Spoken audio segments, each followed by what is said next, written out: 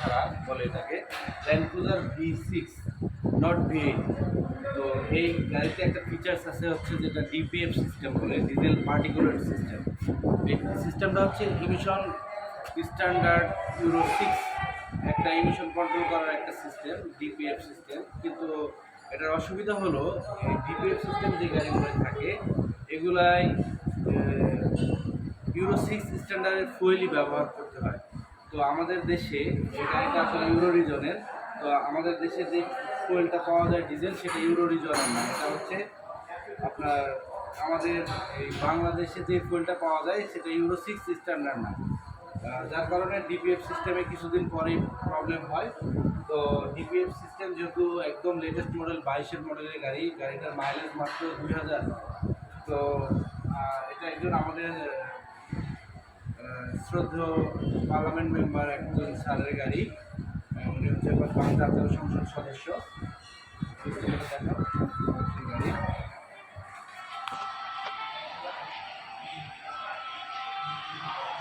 হ্যাঁ, তো স্যারকে আমরা বললাম যে স্যার এটা তো ডিপিএফ সিস্টেম ডিভাইস দেওয়া করবো, তো আমরা এটা হচ্ছে সবাই তো স্যার ইউকে বেস পণ্য ব্যবহার করে এটা ডিপিএফ সিস্টেমটা রিমুভ করে স্যার।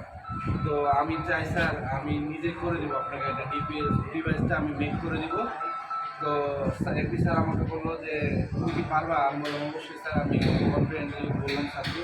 তো স্যার থ্যাঙ্কফুলির কাজটা আমাকে দিল এবং বললো যে ঠিক আছে বাবা করো, দেশের টাকা দেশে থাকো। Thank you.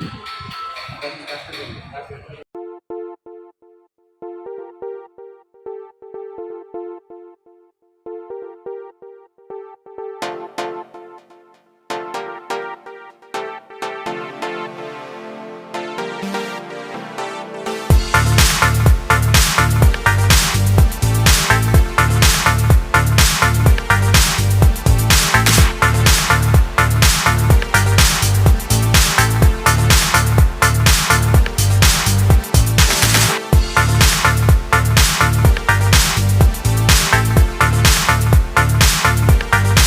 এটা হচ্ছে ল্যান্ড ক্রুজার V6 একদম লেটেস্ট মডেলের একটা ইমুলেটর ডিপিএফ ইমুলেটর। এই দুটো ডিভাইস ইনস্টল করে আমরা এটা ডিপিএফ সিস্টেমটাকে অফ করবো।